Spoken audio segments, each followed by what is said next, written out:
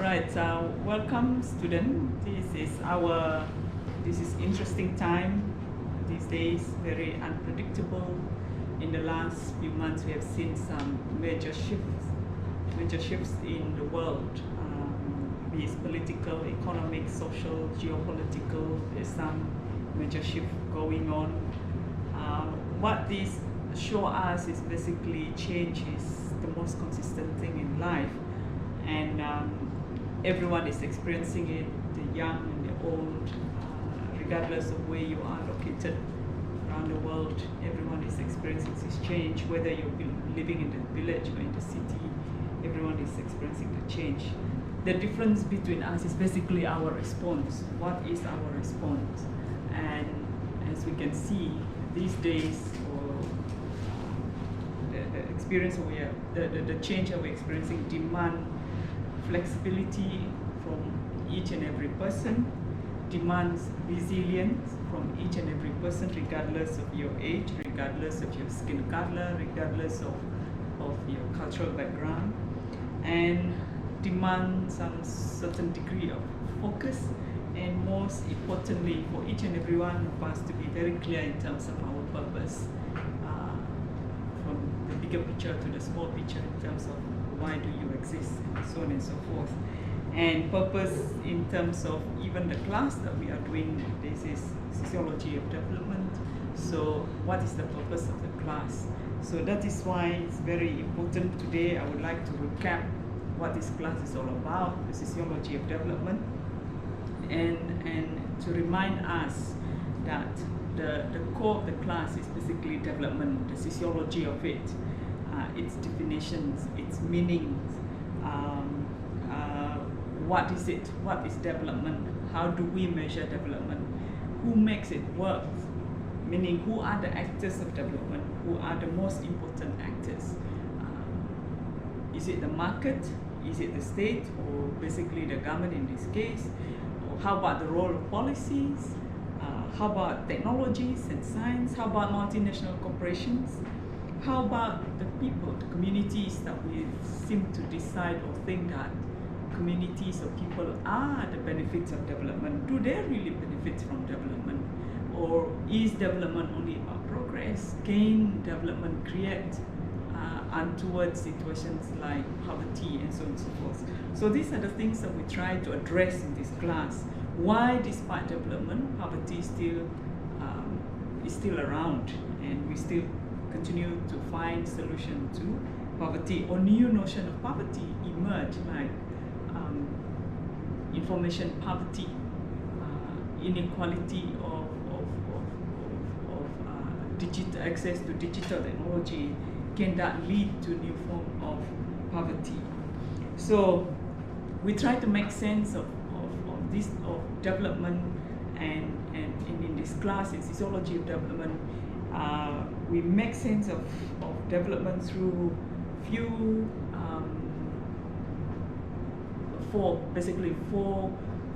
four dimensions. The first one is we look at the concept of development itself, then we move into theories of development. After that, we look at the approaches of development, the two basic approaches to development, that is top-down and bottom-up approach. And then after that, we move into issues of development. Let's just recap in terms of the concept itself. The idea of where did this concept come from? The idea of development, where did it come from? Did it come from the moon? Or did it come from the sun? Did it come from Jupiter? Or did it come from Earth? And if it comes from the society itself, what are the events, and especially historical events, that led to the idea or the notion of development? Why has it become important to look into it? Why government nowadays have mega or massive projects on development? We have national development policies. Almost every country has national development policy for their nation. Now, from the class, we have looked at one of the main impetus that led to concern about development is industrial revolution. Yeah? The role of machines that came in that changed situation. And we have looked at, to begin with in the class, we went back looking at Industrial Revolution in Britain, which some people call now as the first Industrial Revolution, which started in 1765. If you look at timeline, when we talk about Industrial Revolution, the first Industrial Revolution is from 1760 to 1840, roughly. So basically, it is a transition to new manufacturing processes in Europe and US, and the biggest change is because of mechanization, introduction of machines, in getting things done.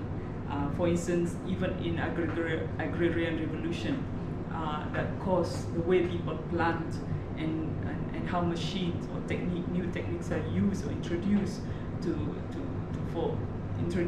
farming system that have changed how people farm, and steam engine, how it has changed things in England, and this has affected other countries and other places in the world, especially the United States in those days.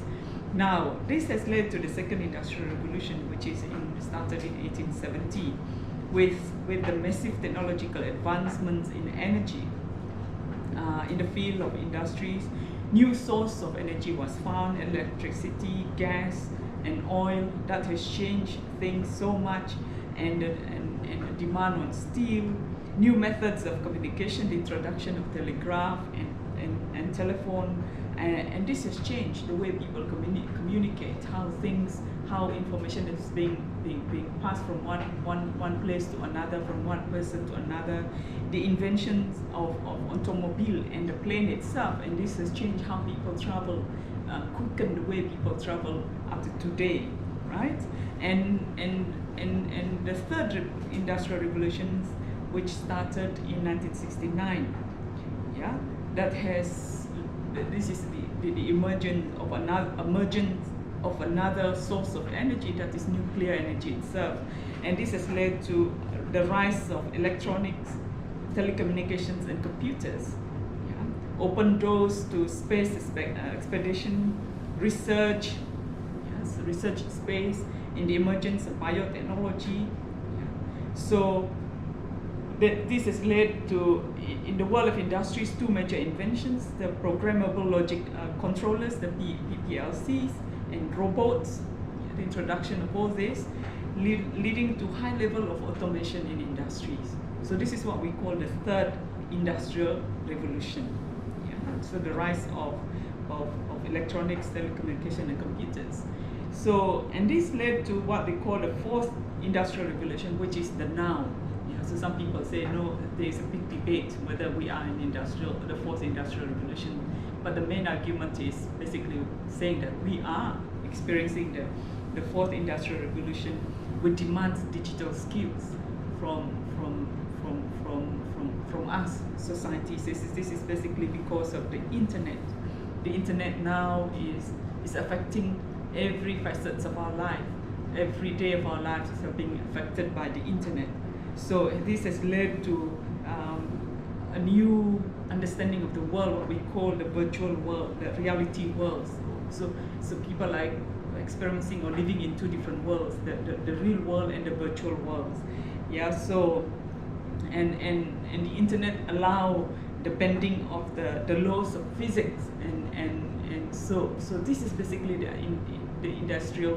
fourth industrial revolution, which is still ongoing, and there's still ongoing research in terms of the impact of the internet on the livelihood of the people. So that's basically the concept. Yeah. So as we move from one industrial revolution to another, so some people say this is a sign of development, a sign of progress that's going on. So that is where the concept comes from. Basically, it's a movement of things, of people, of society. Now, to look, and because of this situation, or the change, or the impact of this movement,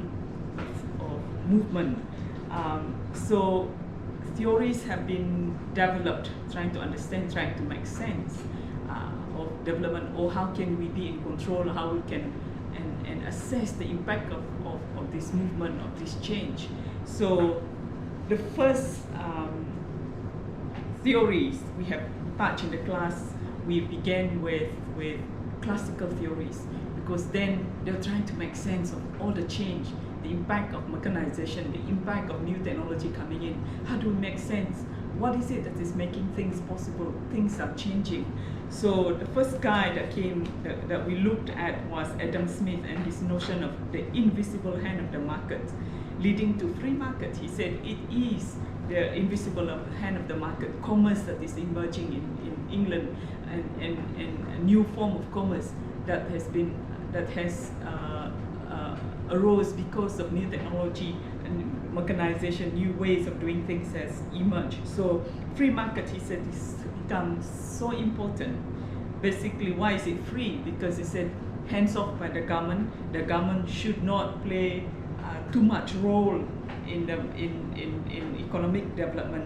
So this has led to, remember, we talk about the market-centered approach. That is basically about capitalism. And the other guy that, under the classical theories that we've looked at, David Ricardo, also advocates free trade as suggested by Adam Smith as the key, the most important actor in economic development.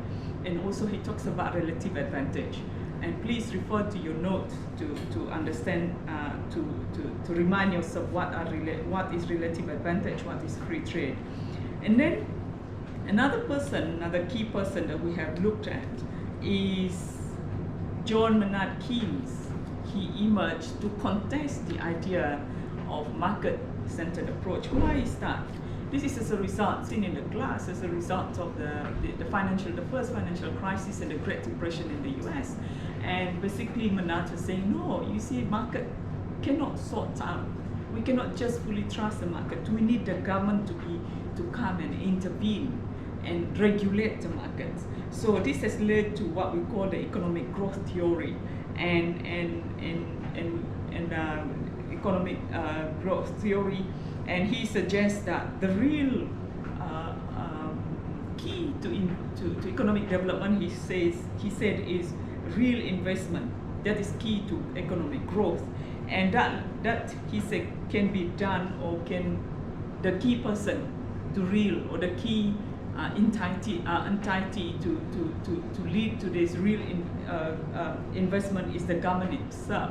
The government should intervene, promote investments through big mega projects, and this can lead to what he called the multiplier effects, where if the government invests money in a mega project, that will create job, and the people that obtain job, let's say engineers and architects, when they build a bridge, these guys will then create other jobs for other people, and then the multiplier effect. So that will then lead to demand for local products, local services, and so that will then enlarge, cause the national economy to grow. Now, his idea about the government intervention, the role of government in economic development, was affirmed by the World War II when it emerged. When World War II happened, Keynes' idea becomes important. Yeah, leading to this has become important. Government, because we have seen what happened, how the World War II, please refer to the notes again, has affected especially Europe so much, and they didn't have money to rebuild their economy again. So what happened was the US came up with the Marshall Plan, pumped roughly, I think, about $12 billion into Europe to rebuild the plan through the four points plan as mentioned by President Truman in his speech. Now, the important core in Truman's speech is basically he talked about the role of science and technology in economic development. He talks about the sharing of knowledge. He talks about the intervention in other countries, helping the poor, and so on and so forth. And then he declared poverty is basically is the enemy of society, that we should declare a war on poverty. And this has led to what we call the sharing of knowledge, and leading to AIDS program, giving aids to countries who did not have enough resources to rebuild their countries and nations. And remember, that coincides with decolonialization in countries outside Europe, especially here in Asia, in Africa and Latin America, including Malaysia, for instance. Yeah, Malaysia was created basically in the 60s out of decolonialization process. So these new countries need money to rebuild their country, to experience economic development. They look at Europe, what happened in Europe, the role of industrialization and urbanization to bring development. So this has led to the emergence of modernization theory. For instance, people like Rusto, Lewis, Hirschman, Gunnar Myrdal, they're looking at how can we develop our countries, how can we develop countries to be more like Europe and the US in terms of industrialization through the process of industrialization and urbanization. Now, the idea of modernization theory was good, but it was also has some other implications, so this was contested by others. Now, the other major theory that came out of that was Marx. Karl Marx came up with, he's the father of Marxism. Yeah? So the main aim destination for them is basically, yes, urbanization, yes, industrialization, but the aim is statelessness, classlessness. The country should be moving towards, there is no differences between class, there is no basically statelessness, and he said the main mechanism to lead to that place is revolution. Yeah, revolution, the idea of revolution. So if you see what's happening in the US today, you have seen looting and all those things in the last few days, a week or so, almost a week or so. You see riots in the US. So some people say that it's basically as a result of the idea of Marxism, yeah, the idea of Karl Marx, talking about big government coming in, centrally planned. So you should be able to look at those things, not just look at those things or the fire burning or people are rioting. We should be, as international students, international studies students, we should be looking at what is causing, what's going on here. Is it really about racism? Is it really about what is Democrat? Why is Democrat involved? Why is Republican involved? What are the debates? What are the philosophies going on in there? Now, out of Marxism in the 60s, there's a big critique towards modernization theory and leading to what we call the development or the emergence of underdevelopment theory. They are critical of development theories, critical especially of modernization theory. So they draw on what Marxism highlighted and created what we call neo-Marxism. Some ideas of Marxism, they use it and to study what's happening in Latin America, for instance, especially in Latin America. That's led to the emergence of another two development theories, the dependency theory and world system theory. Yeah? So they raise issues like, okay, the reason why in spite of development, poverty continues to exist is basically because it's structural. There is structure. The free market has led to a system that allow Europe to continue to prosper out of the and in their prosperities because they extract raw material from outside Europe and then cause industry to cause the progress in Europe to continue, whereas outside Europe is depleted. Yeah, so this is basically the idea of underdevelopment theories, looking at the structure of capitalist system that has engulfed the world. Now, I'm just giving a broad stroke. You should go into detail into the PowerPoint that we have put up in ELIP for you to look at. Now, the big question that emerged out of this is why poverty continues to exist. In spite of big money being poured in, there is technologies, there is science that have been used trying to eradicate poverty, but why unequal development still exists? Why poverty continues to exist?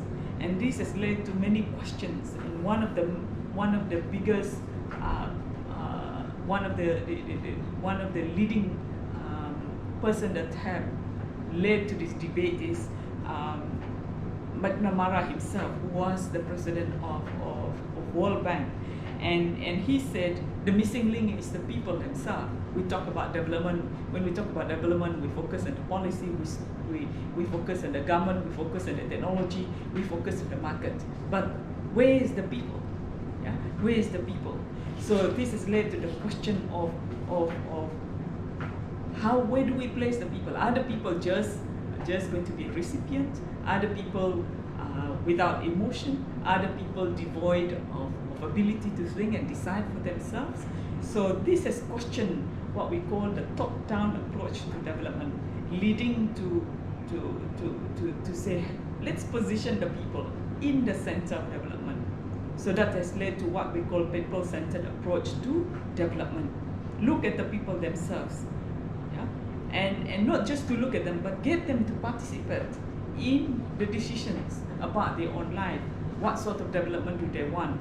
What are their dreams? What are their aspirations? Where do they want to go in 10 years, 5 years, 10 years, 15 years, 20 years down the road? So this is what we call participative development, or what we call bottom-up approach to development, that you begin with the people. Now, the thing is, if you look at the people themselves,